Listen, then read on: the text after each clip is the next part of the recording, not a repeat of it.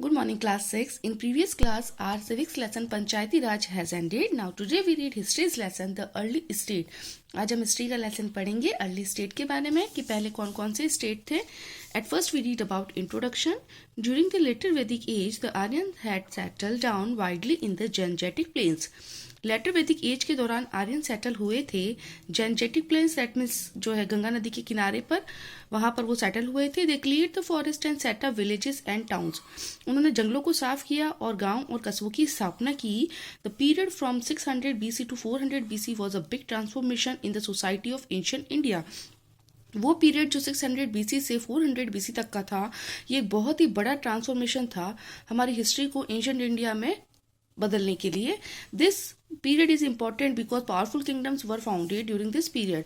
ये पीरियड बहुत इंपॉर्टेंट था क्योंकि पावरफुल किंगडम्स जो थे वो इस पीरियड के दौरान पाए गए थे.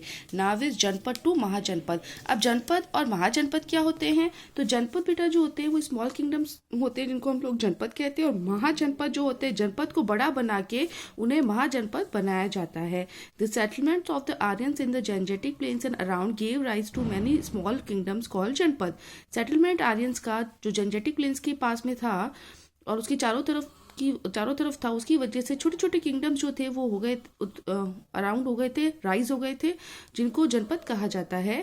These janapada had been formed by the end of the later वैदिक एज. ये जनपद जो थे वो फॉर्म्ड हुए थे जब वैदिक एज एंड हो गया था. These janapada were ruled by different Aryan clans और ट्राइब्स. ये जनपद जो थे वो डिफरेंट आर्यन क्लेन्स और मतलब आर्यन के जो वंशज थे या ट्राइब्स थे उनके द्वारा रूल किए जाते थे.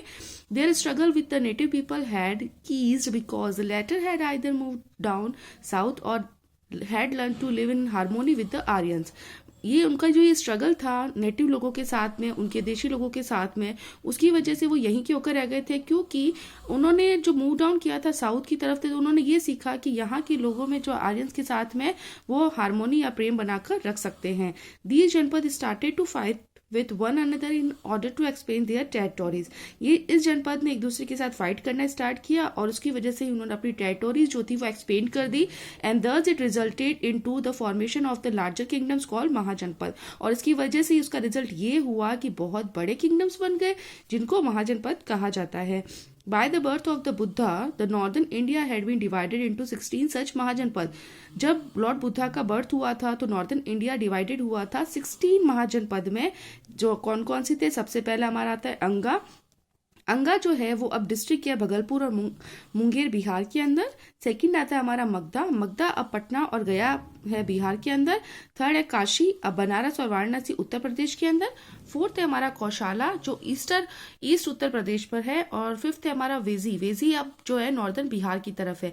सिक्स्थ है हमारा Malla that is now in eastern Uttar Pradesh. And now seventh is Chedi जो भी बुंदेलखंड मध्य प्रदेश के अंदर है. एट्थ है हमारा वत्सा जो प्रयागराज में है उत्तर प्रदेश की तरफ. नाइन्थ है हमारा कुरु जो वेस्टर्न उत्तर प्रदेश की तरफ है. 10th है हमारा पंचाला जो अब रोहितखंड और इसी के साथ में एडजॉइनिंग एरिया है उत्तर प्रदेश का. नाउ 11th इज मत्स्या जो अब जयपुर और अलवर है. Now turn your page. Then it is just 12 that Shurasena जो अब मथुरा है उत्तर प्रदेश के अंदर. और अस्का ये अब गोदावरी वैली की तरफ है. 14 हमारा है अवंती जो अब मालवा और एक पार्ट है मध्य प्रदेश का.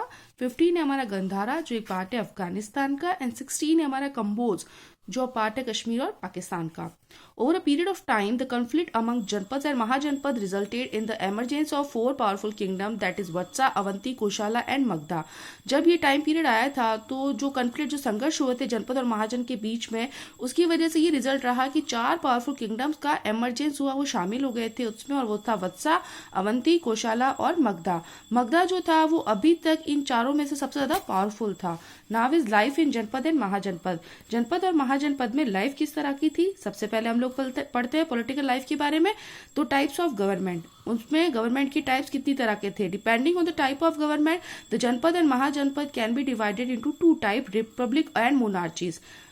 डिपेंड करता था कि गवर्नमेंट जो है किस टाइप की है. तो महाजनपद और जनपद जो है 2 तरह के होते थे, रिपब्लिक और मोनार्ची. अब इसमें रिपब्लिक और मोनार्ची का क्या मीनिंग है तो हम पढ़ते हैं. सबसे पहले हमारा आता है रिपब्लिक.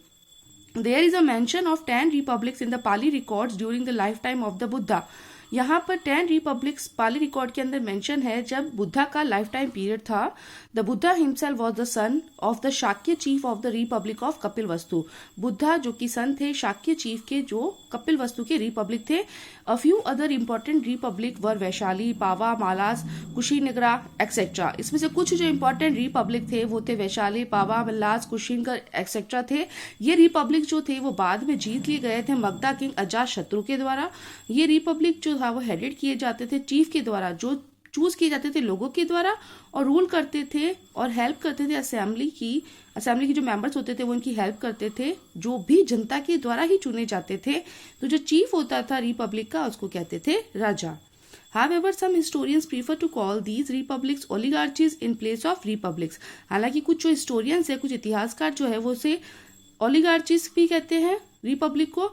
ओलिगार्चीज वो राज्य होता है जो कुछ लोगों के द्वारा ही शासित होता है।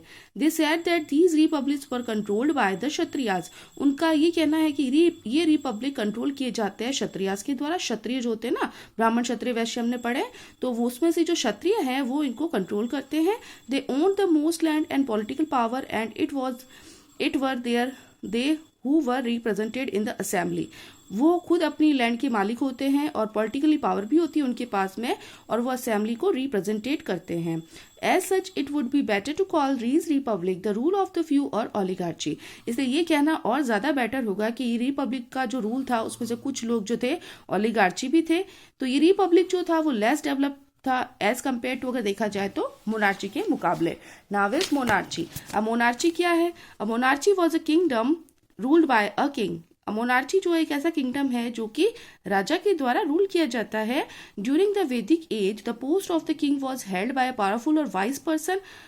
जब वैदिक एज के दौरान जो किंग की पोस्ट थी वो एक पावरफुल और वाइस पर्सन माना जाता था। ऑफकोर्स जो है किंग को ही सर्वेसर्वा माना जाता था, तो उसको ये बोला जाता वो बहुत ज्यादा पावरफुल भी है और बुद्धिमान भी है। However, it became hereditary with the passage of time। हालांकि ये जो था वो बाद में जैसे जैसे समय गुजरता चला गया वो एक हेरिडिटी बन गया। हेरिडिटी का मतलब ये राजा का बेटा राजा ही बनेगा।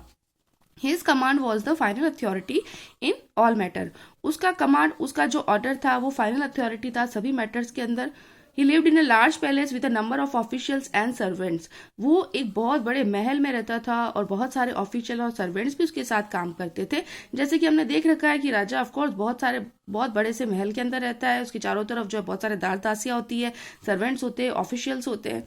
Now is administration. अब वहां का प्रशासन जो था वो किस तरह से चलता था? जैसा कि अभी हमने पढ़ा कि किंग जो था वो रूल करता था, तो किंग रूल करता था हेल्प किसके साथ में? काउंसिल ऑफ एडवाइजर और मिनिस्टर भी थे जो कि अलग अलग डिपार्टमेंट को हेल्ड करते थे। पुरोहित जो था वो चीफ प्रीस्ट था, मतलब सबसे बड़ा पुजारी भी था। अमात्यास जो थे वो मिनिस्टर्स थे और सेनानी आर्मी कमांडर था। और संग्रही जो था वो खजाने की देखभाल करने वाला था। स्मॉलेस्ट यूनिट जो एडमिनिस्ट्रेशन की थी वो था विलेज, और विलेज का जो हेडेड था वो ग्रामिका और ग्रामीणी था, यानी कि विलेज हेडमैन कहा जाता था। Now is villages, towns and cities. एक विलेज जैसे हमें पता है बहुत इंपॉर्टेंट होता है क्योंकि वहां पर बहुत सारे लोग भी रहते हैं। तो स्मॉल टाउन्स ऐसा दिखता था जैसे एक विलेज दिखता है, जैसे कि एक टाउन की तरह ही। छोटे छोटे टाउन जो बने होते हैं ना, उनका जो है हम लोग ये कह सकते हैं एक एनवायरमेंट, या फिर वो इस तरह से बने होते थे जैसे विलेज बने हुए होते हैं। एक किंगडम के अंदर शामिल होते थे छोटे और बड़े टाउन्स। छोटे टाउन्स जो होते थे वो पुराज, मीडियम साइज टाउन्स होते थे जिनको नगराज कहते थे, और कैपिटल्स और अदर जो लार्ज सिटीज थे उनको महानगराज बोला जाता था। यहाँ पर फोर्ट्स थे, लार्ज सिटीज के अंदर किले थे, और जो है आर्मी भी वहां पर रहती थी, जिसको हर एक ईच महानगर के अंदर कोई आर्मी भी रहती थी। मतलब आर्मी मतलब सेना भी रहना जरूरी है ना, वरना तो कोई भी आक्रमण कर देगा उनके ऊपर। Now is taxes. A government requires funds to perform its duty. Government का काम क्या है? अपनी ड्यूटी को अच्छे से निभाना, उसके लिए फंड्स इकट्ठा करना।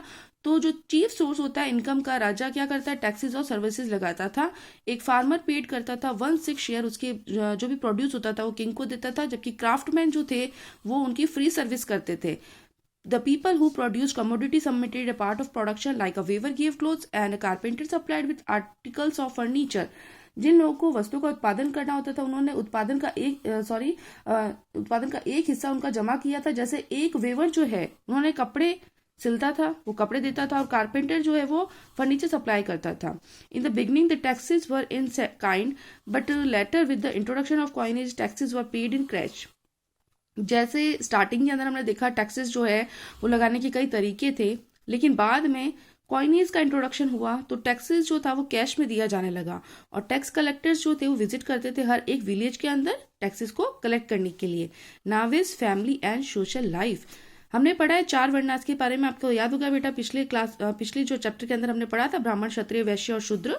ब्राह्मण का काम जो है पूजा पाठ करना, ब्राह्मण को सर्वोच्च स्थान दिया जाता था। क्षत्रिय का काम देश की सेवा करना, वैश्य का काम जो है ट्रेड करना और शूद्र जो था वो इन तीनों की सेवा करता था। लेकिन अब जो है बहुत सारी जातिज और कास्ट सामने आ गई थी, जिसकी वजह से कई सारे पर्टिकुलर ऑक्यूपेशन भी सामने आ गए, जैसे कि वेवर्स। वेवर्स जो अभी हमने पढ़ा कि वेवर क्या करता था, वो कपड़े बुनता था। आयरन स्मिथ जो कि रिपेयर करता था यूटेंसिल्स आयरन के। गोल्ड स्मिथ सुनार, वॉशरमैन धोबी, ऑयलमैन जो है तेल लगाने वाला। मतलब अलग अलग तरह की कास्ट जो वो सामने आने लग गई, तो कास्ट सिस्टम बहुत ज्यादा कठोर हो गया था। यानी कि एक वेवर का बेटा सिर्फ और सिर्फ एक वेवर ही बन सकता था और कुछ नहीं। और कुछ केसेस के अंदर मैरिजेस जो थे वो भी कास्ट के अंदर रेस्ट्रिक्टेड कर दिए गए थे। तो कास्ट जो थी वो एक बहुत ही ग्रेडेड बन गया था, मतलब एक सीक्वेंस के अंदर अरेंज होता था और उसमें से जो लोग कंसीडर किए जाते थे उनको अनटचेबल, छुआछूत की तरह माना जाता था। हर एक कास्ट का अपना एक विशेष प्रथा होती थी, ट्रेडिशन होती थी, खाने के अपने तौर तरीके होते थे और सोशल बाइंडिंग होती थी। फैमिली जो थी वो कंटिन्यूड थी, बेसिक यूनिट थी सोसाइटी की। ज्वाइंट फैमिली सिस्टम कंटिन्यू चला रहा था। फैमिली का जो हेड था वो उसकी एक कमांडिंग पोजीशन थी पूरी फैमिली मैटर्स के अंदर। Alright then, I hope you all are understand this very well. So आज हम इतना ही पढ़ेंगे, कल हम इससे आगे पढ़ेंगे personal life. Till then, thank you and have a nice day.